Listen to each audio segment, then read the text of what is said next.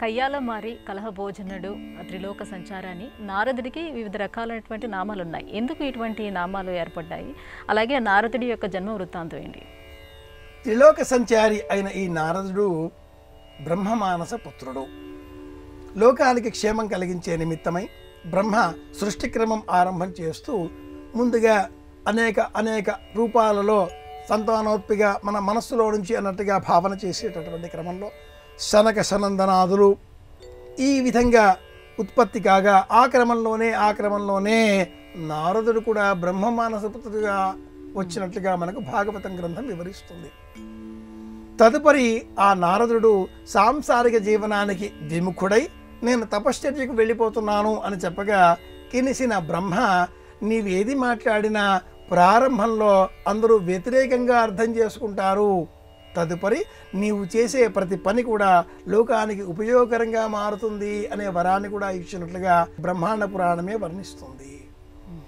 శ్రీరామాయణం నారదుడి వర్ణనతో ఆరంభమవుతుంది. తపస్వాధ్యాయ నిరతం తపస్వి వాగ్విదాంబరం. తపస్సే బాకుగా గలవాడు ఆ నారదుడు.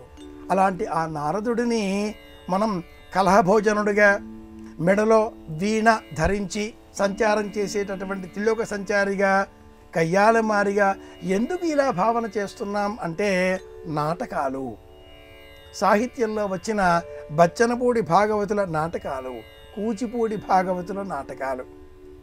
ఈ నాటకాలలో నారద పాత్రను మహిళలు ధరించేటటువంటి వారు.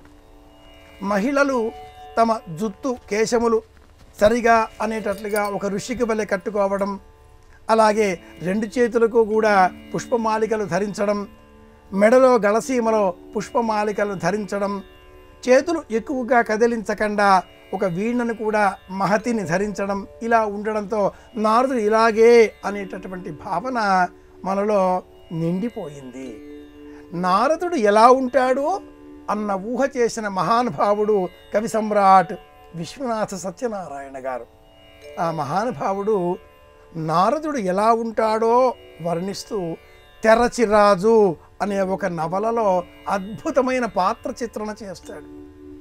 తెరచిరాజు అనే ఆ నవలలో నటుడు సారథి, అలాగే నారద వేషం వేసినప్పుడు ఆ వ్యక్తి ఎలా ఉండాలో సారథి ఊహించి వాసంతికి కూడా చెప్పకుండా మోహిని రుక్మాంగద నాటకం వేసేటటువంటి సమయంలో నారద పాత్రధారి ఇలా ఉండాలి అని సూచిస్తాడు.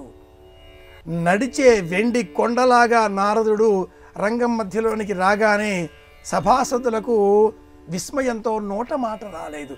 ఇదేమి నారదుడు అనుకున్నారు. నడిచే కొండ వలె తెల్లటి గౌనుతో కనిపించాడా మహానుభావుడు. తపస్వాధ్యాయ నిరతం, నిరంతరం తపస్సు చేస్తూ, నారములు అంటే నీళ్లు, నీళ్లలో ఉండేటటువంటి శక్తిని నామంగా మంత్రంగా స్వీకరించి నారాయణ అన్న శబ్దంతో ప్రపంచానికి మేలు కలిగించేటటువంటి నారదుడు కలహభోజనుడు ఎలా అవుతాడు? కాడుసుమా. కనుక మనం నారద పాత్రను కూడా చాలా అధ్యయనం చేసే అవసరం ఉంది. నిజానికి ఈనాటి కాలంలో జర్నలిస్టులు అని చెప్పుకునే వారందరికీ నారదుడు మూల పురుషుడు అని చెప్పాలి.